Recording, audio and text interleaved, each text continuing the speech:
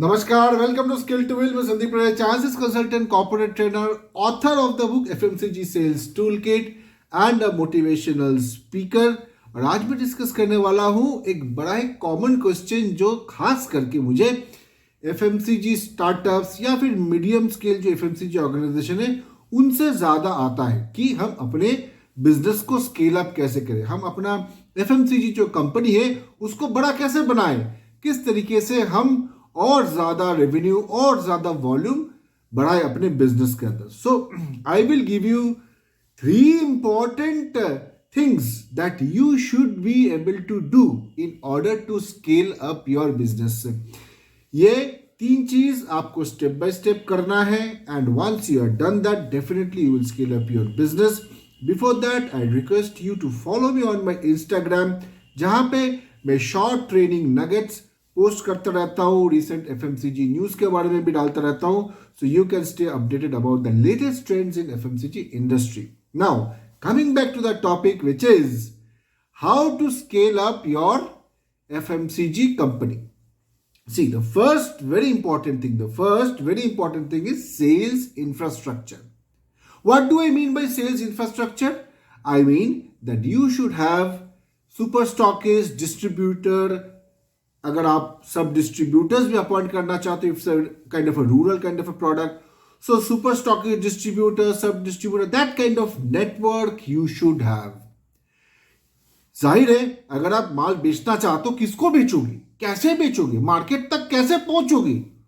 नहीं पहुंच पाओगे ना without the sales infrastructure in the form of super stockist, distributor, sub distributor.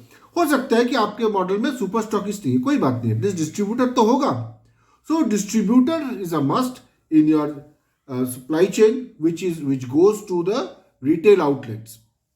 So this is number 1 in sales infrastructure. The second important thing in sales infrastructure is your sales team.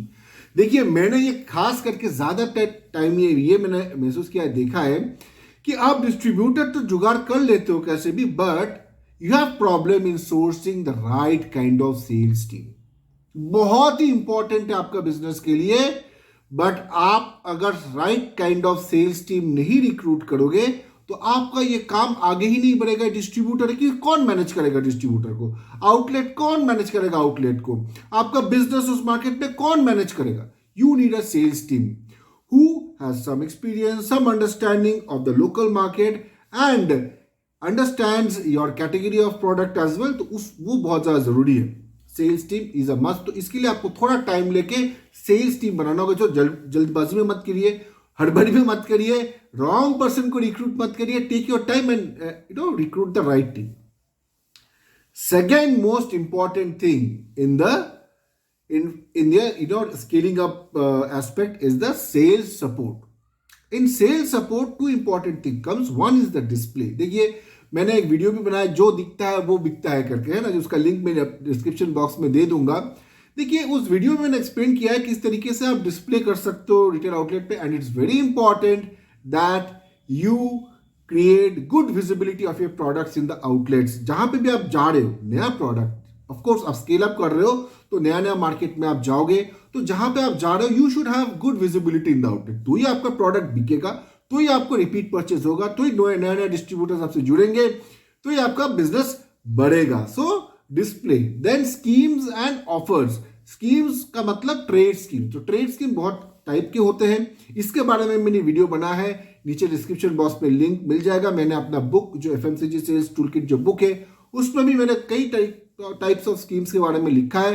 वो book का link भी आपको नीचे description box में आपको मिल जाएगा.